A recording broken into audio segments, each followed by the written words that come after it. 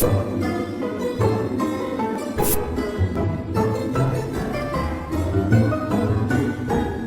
wish there was a Bailey's Irish Cream barrel, and that they would put a vanilla, amber, chocolate, and coconut perfume and age it in a Bailey's Irish Cream barrel. What do you think? I would wear it. I know that. Hi everyone, it's me, Moody Boo, and I'm back with another perfume review. And this one is from a new favorite house, and a pretty new house. I think it started in 2018, I want to say, maybe early 2019. And that's OK FIne Fragrances. And this one is PAO, Patchouli Absinthe, aged in an American oak barrel. Man. Oh, I've been wearing it all day because I knew I was going to do this. And oh, it's lovely. I'm going to spray some more on. It's got a pretty good sprayer on it too. It's a little more heavy of droplets than, say, a Galleria perfume, because that is the best sprayer that I've probably used, is the Gallerias. But it's not a bad sprayer, especially for an indie house, a new indie house. And these are just kind of Jo Malone type bottles, you know. Now let's talk about the scent, shall we? What?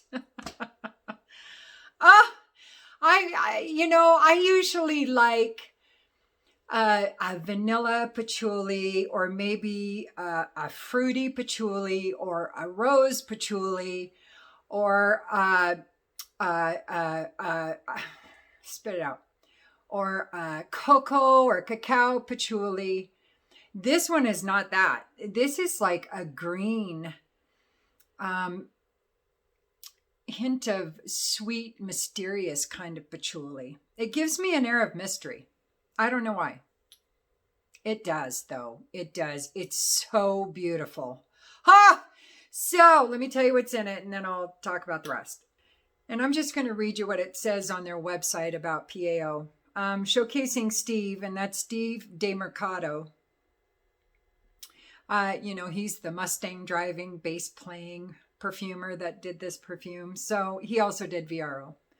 And it's showcasing Steve's awesome mastery of contemporary patchouli. This scent features layered blonde wood, sage and lavender herbal nuances, and creamy tonka, which he then aged for 76 days in a French absinthe seasoned American oak barrel to smoothly spice the scent with star anise, fennel, vanilla, and amber woods. And this is called Patchouli Absinthe Oak, batch number 202. And there's only 99 bottles of these. And this one is also number 28. I had number 28 on my VRO too. So people must be doing like me and buying a bunch at a time, because it was right around the holidays. And so,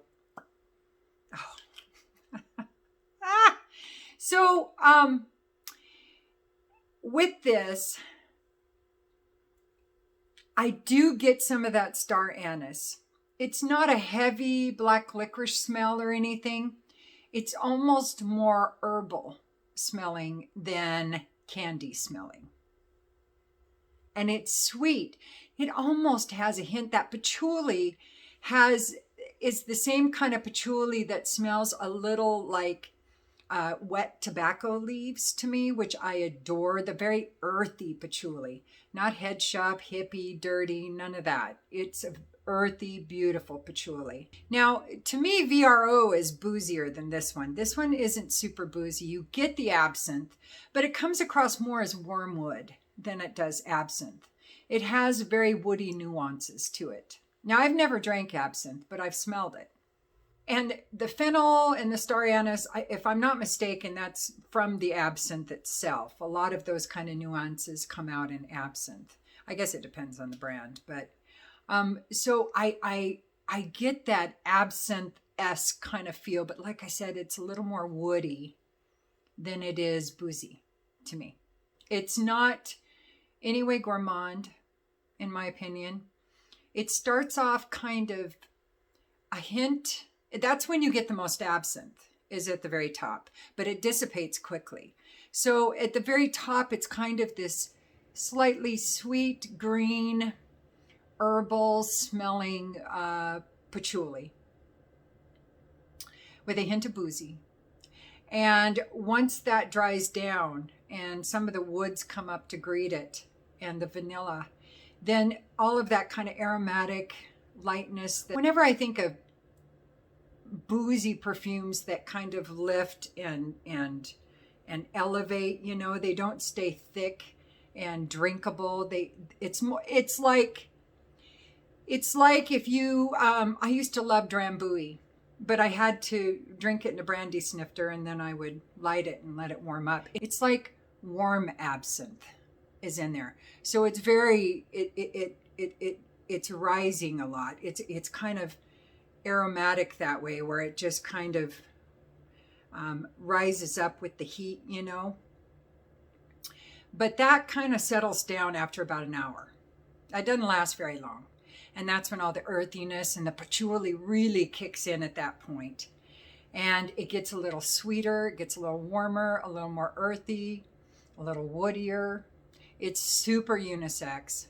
They do make only 99, it sounds like, in each batch. And so, and they are signed and numbered. So if you really want to try them, you should get yourself a sample of some of the ones you're interested, or just get the sample set and check it out before they sell out.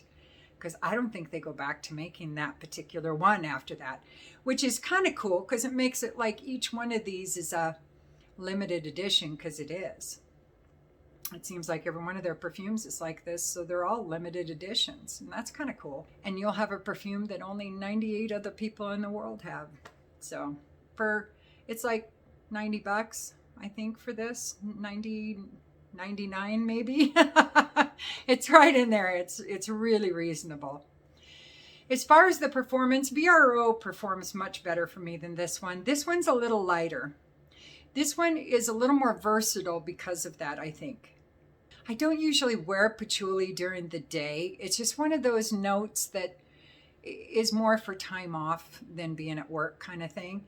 This is one you could almost get away with because it is so earthy, and it's a kind of a meaty patchouli, you know, with that wet tobacco leaf smell, but it's not so intense that it would put anybody off. It's really smooth and well blended.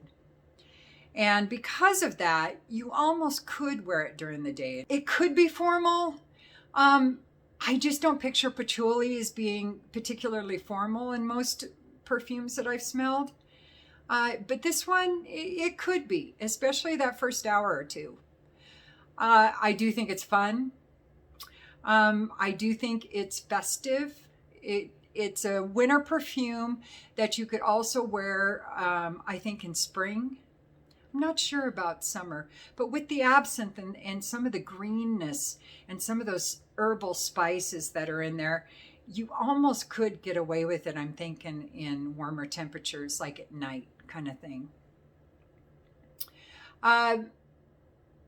It lasts for me, doesn't last nearly as long as VRO, so I get 5 to 7 hours, averaging between 5 and 6, before it's pretty much a skin scent, really hard to smell after that.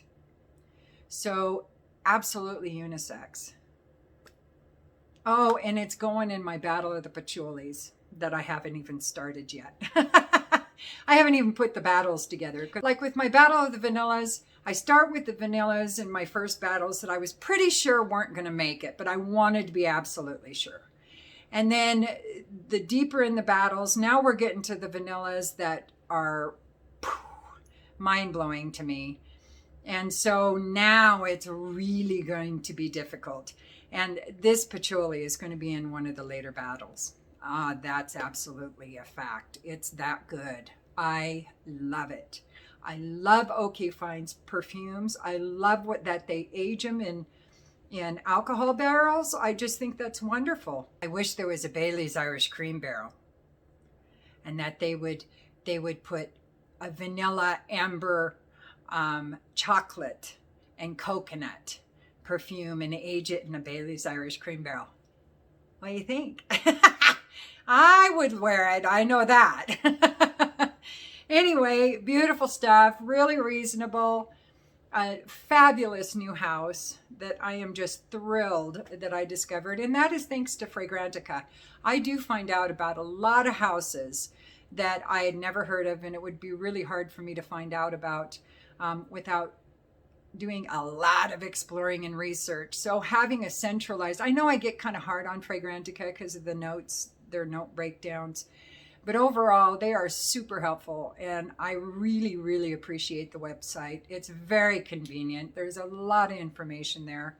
And I like the forums too. They're kind of fun to go in there and play around with. So anyway, all right. Well, that is it for PAO, Patchouli, Absinthe, aged in an oak barrel by OK FIne Perfumes. And I'll be back again soon with something else. You know I will. And thank you so much for being here and your patience. I just can't even tell you how much I appreciate it. We lost, I'm sure by the time I post this review, it'll be several days after the fact. But on the 13th of January, we had another fluke windstorm that knocked over a bunch of our huge, sometimes 50 to 100 foot high ponderosa pine, and took out power and took out cars, actually killed a couple of people, and destroyed a bunch of houses. And I mean, it was just spooky yet again. We had another windstorm like this in 2015. So I had no internet. I was so grateful this time we didn't lose power for days, but because the last time we did, because the tree came down right behind our house. So, but this time we just lost internet for a few days. So I haven't been able to do anything and get back to comments. So now they're building up again. Yay for me, I'm behind again, typical. Oh well, I'll get to you when I can, I promise. I promise. I'm trying to upload more videos, more content for you guys. And I did switch jobs. And I have got so many sample sets I need to get through. So I'm going to be knocking out, I think, a bunch of those in the near future, working with some of my decant discovery sets and sample sets. And because there's some that I've had for, again, another year or two, and I haven't hardly worked with them at all. So they're getting lonely. They're calling my name. Boo, boo. I have to answer the call. So I'm going to be working on that for a while. So probably not as many full bottles in the near future. That's my plan. But, plans change. So, And don't forget to like and subscribe and ring the bell and comment if you want. If you don't, it's all good.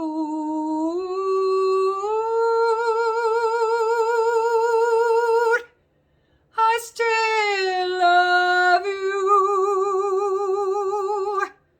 Use your own nose. Peace.